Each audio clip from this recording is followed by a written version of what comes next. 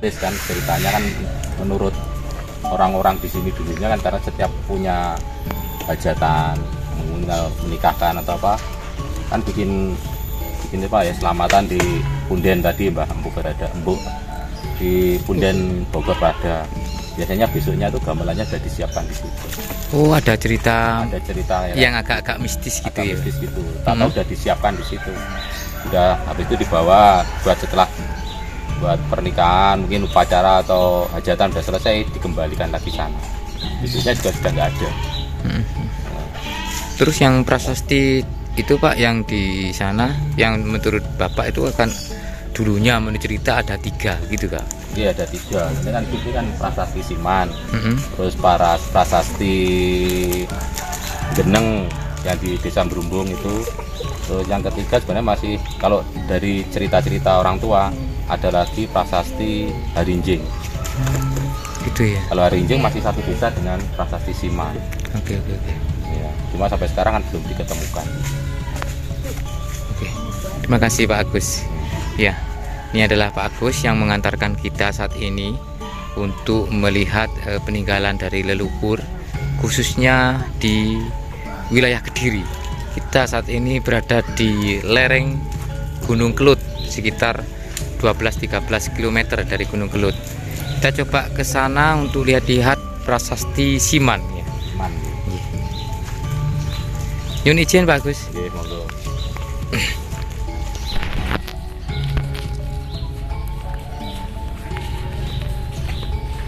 Ya, saudara-saudara Pukutan Pring, inilah prasasti Siman ya.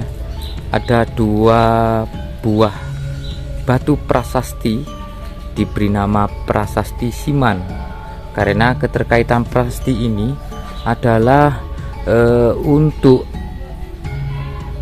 memberikan hak kepada wilayah ini dulu yang dijadikan sebagai tanah sima atau berdikan atau bebas pajak.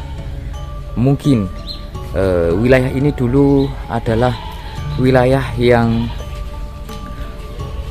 berkontribusi terhadap kerajaan Medang, dan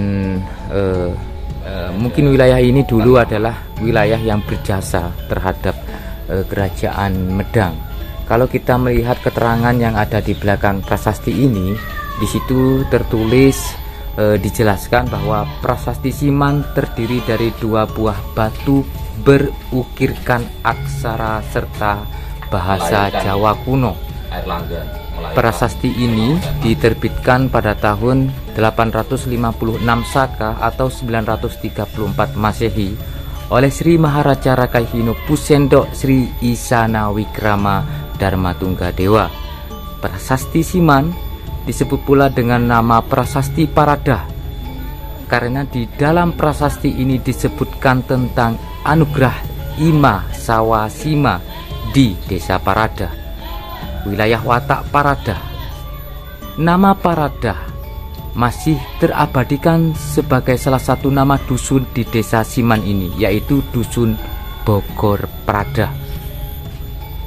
Sri Maharaja Rakahinu Pusendok adalah salah satu raja kerajaan Medang di bumi Mataram. Keterangan ini kita temukan dalam prasasti Siman. Beliau terkenal sebagai pendiri Wangsa Isyana, di mana Wangsa ini akan menurunkan raja-raja besar yang pusat pemerintahannya berada di Jawa bagian timur. Oke, saudara-saudara Pukutan Pring, sekilas yang terlihat di sini 2 batu prasasti ini ya. Di depannya ada pola begitu ya, pembentukan relief Padma atau bunga teratai ya, kemungkinan seperti itu.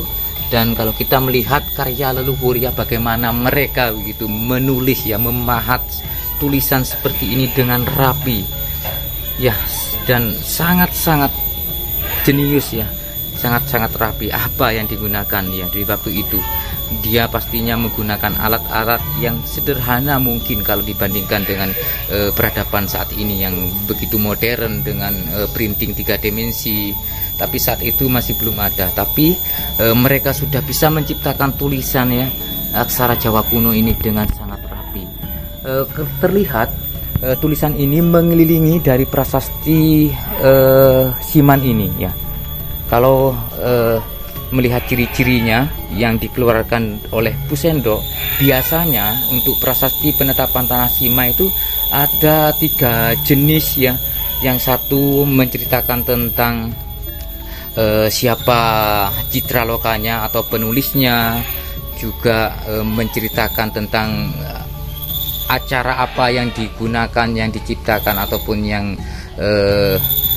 acara yang dilakukan pada waktu itu dalam peresmian tanah Sima. Juga biasanya juga terdapat kutukan terhadap siapa yang melanggar, yang tidak taat terhadap peraturan dari seorang raja pada waktu itu, dan kutukannya sangat-sangat sadis begitu ya. Seperti misal kalau kita ambil referensi di prasasti Gemean ya, yang baru-baru ini ditemukan.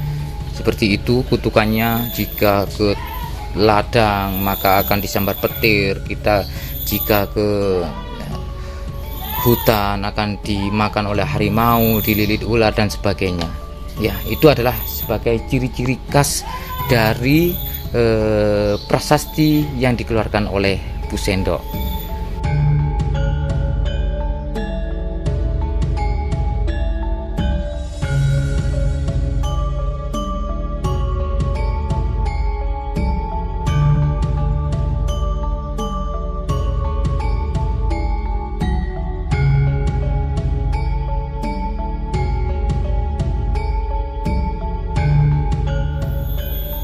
Seperti prasasti Pucangan misalnya, yang diterbitkan oleh Sri Maharaja Sri Dharma Wangsa Airlangga pada tahun 963 Saka, yang menceritakan tentang silsilah Raja Pusendok. Disebutkan di situ jika Pusendok memiliki putri yang bernama Sri Isana Tunggawijaya. Ia bersuamikan Sri Lokapala. Dari pernikahan tersebutlah lahirlah Sri Makuta Wangsawardhana, keturunan Wangsa Isyana. Sri Makuta Wangsawardhana kemudian memiliki putri bernama Gunapriya Dharma Patni atau Mahadra Datta, yang menjadi permaisuri Sri Udayana dari Bali. Dari pernikahan tersebut lahirlah Sri Dharma Wangsa Airlangga, Sri Dharma Wangsawardhana, Makrata Pangkaja, dan Paduka Haji Anak Wungsu.